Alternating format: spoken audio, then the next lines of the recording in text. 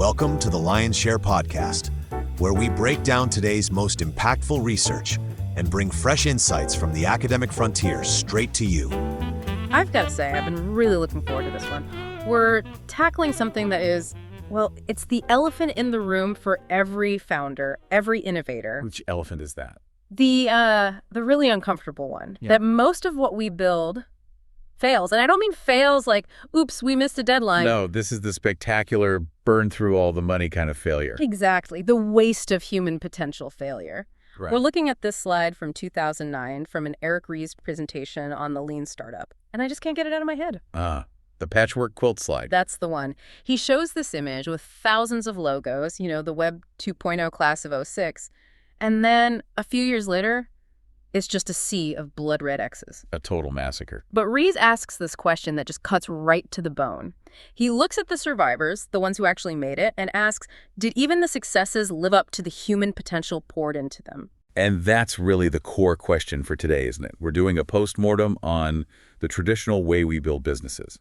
We're anchoring this on Ries's presentation, but we're also pulling in some other heavy hitters. Right, like frameworks on positioning from First Round Review, a really deep look at customer needs from HubSpot. And even some modern analysis on AI from Forbes, just to see if these ideas, still hold up. So the mission today is to get under the hood of entrepreneurial management, to move past the buzzwords and get to the actual science. And it all starts with what Ries calls the faith-based initiative. It sounds like a charity. It does. Yes. But what he means is that most startups, and his definition is key here, any institution creating something new under extreme uncertainty. So not just two people in a garage. No, it could be a team inside a huge company. Yeah. But they operate on faith.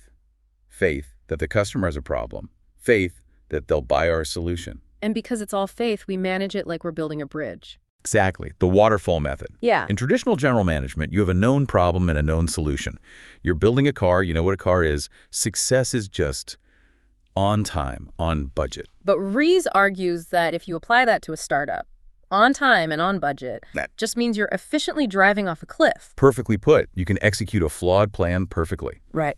Which brings us to the famous IMVU story. This is just the perfect example of that efficiency trap. I love this story because it's so painful. So Ries and his team, they're building this 3D avatar chat client.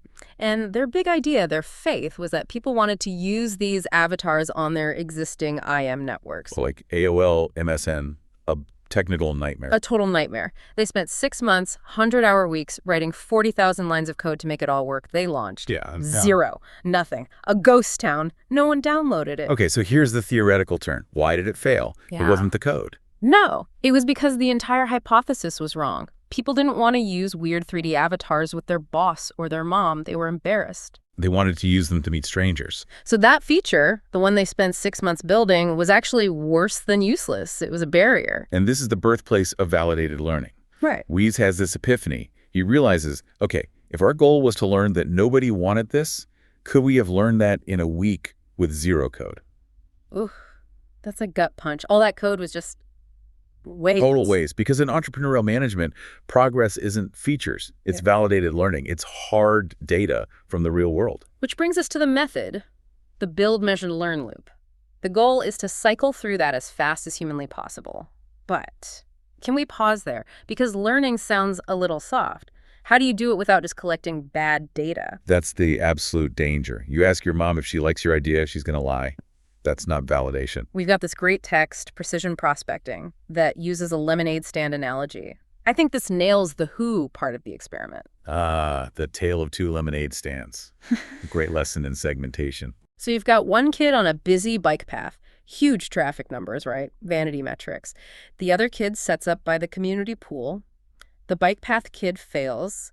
Pool kid sells out. Why? Because the cyclists, they're the wrong boo.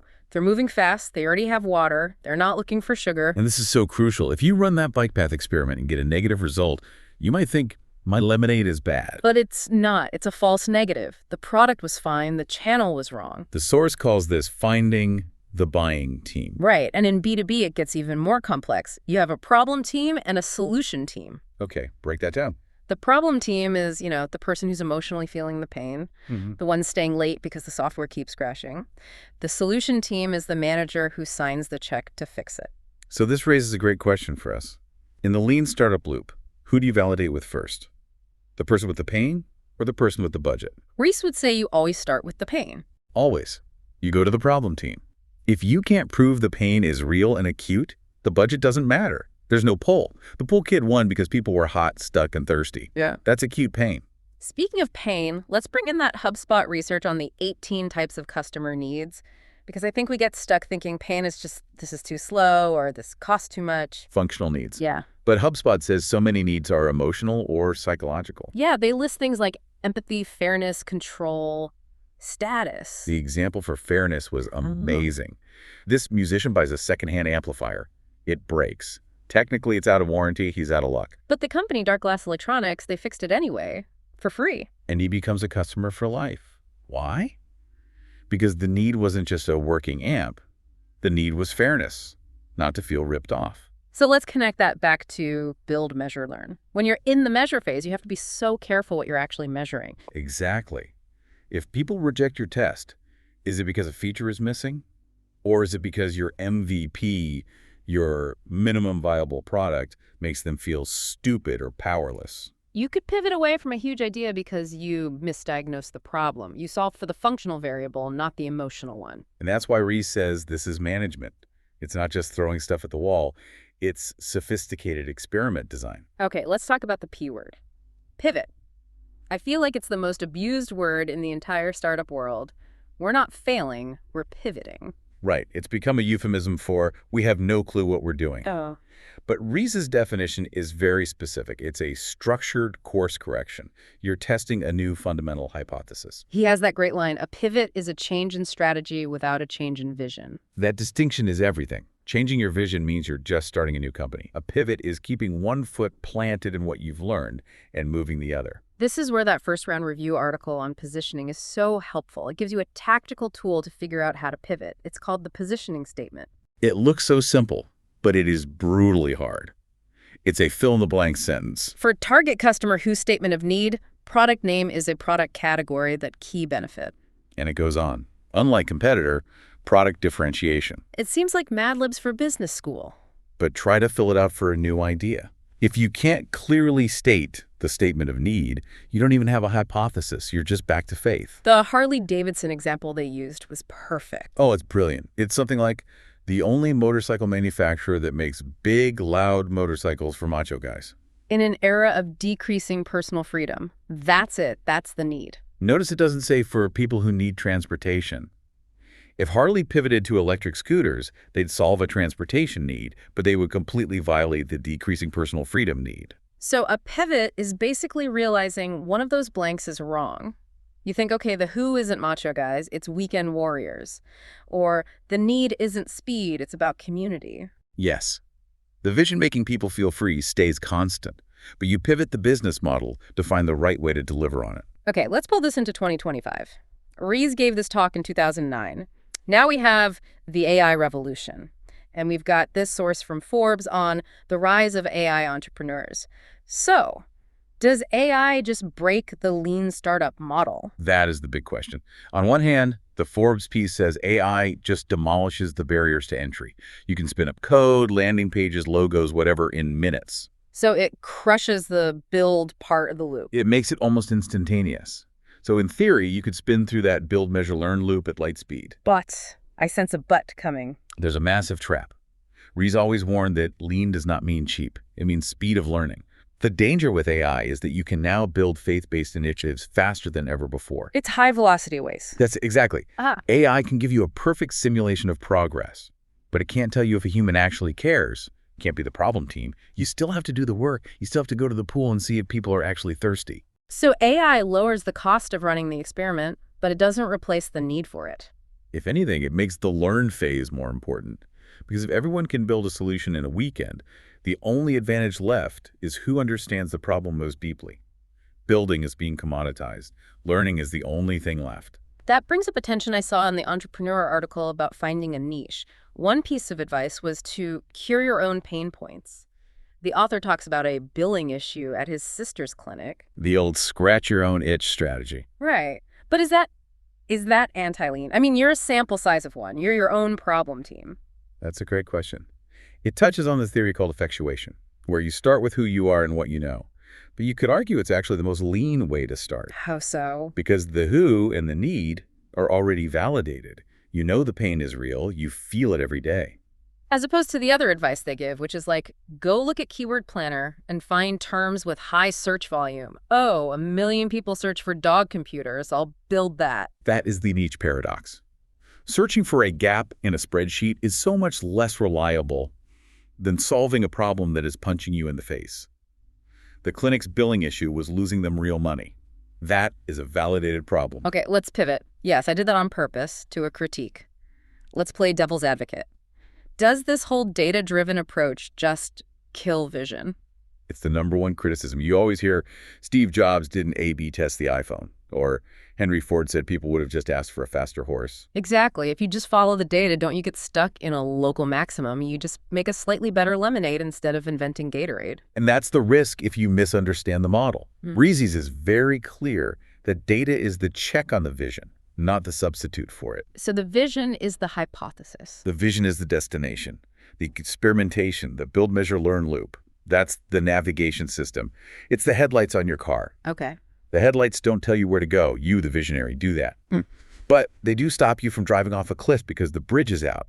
They tell you, hey, turn left. That's a helpful way to put it. It's not data versus vision. It's vision steered by data. Precisely. And that brings us right to the managerial relevance. Whether you're a founder or an entrepreneur inside a big company, the takeaway is the same. Stop guessing. Okay, so for the founder listening right now who's itching to start coding, step 1. Step 1 is don't code. Step 1 is write the positioning statement, fill in those blanks. If you have to guess at the need, you stop. You go find 10 people you think are the problem team, and you talk to them.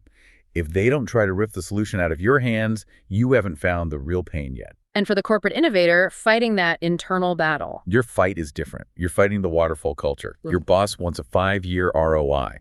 You have to change the accounting. You have to explain that the unit of progress is validated learning. So you have to go to your boss and say, we spent $50,000 and learned this feature is a dead end. And that's a huge win because we just saved the $5 million we were about to spend building it. Exactly. That $50,000 was an insurance policy against a disaster. That is a tough sell, but it requires real leadership. It seems like the core tension is efficiency versus discovery. And you cannot be efficient at discovery. Yeah. It is messy by definition. It involves failure. But when you're creating something new, finding a model that works is the only goal that matters. I want to wrap up with a thought Rees has near the end of his talk. It gets a little philosophical. He talks about entrepreneurship being a noble calling. He does. He says the world has these massive problems, and we need that entrepreneurial energy to solve them. But then he drops this bomb. He suggests that blind faith in your idea, it might not just be wrong, it might be irresponsible. It's a really provocative idea.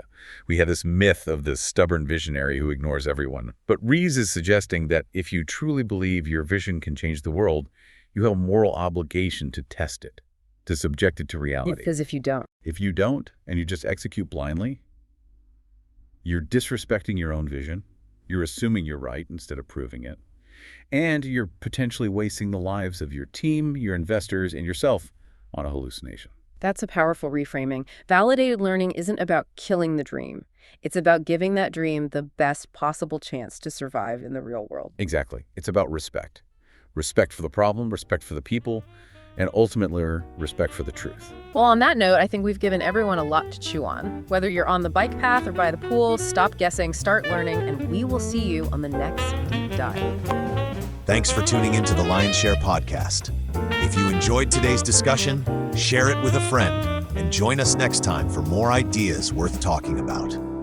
We'll see you next time.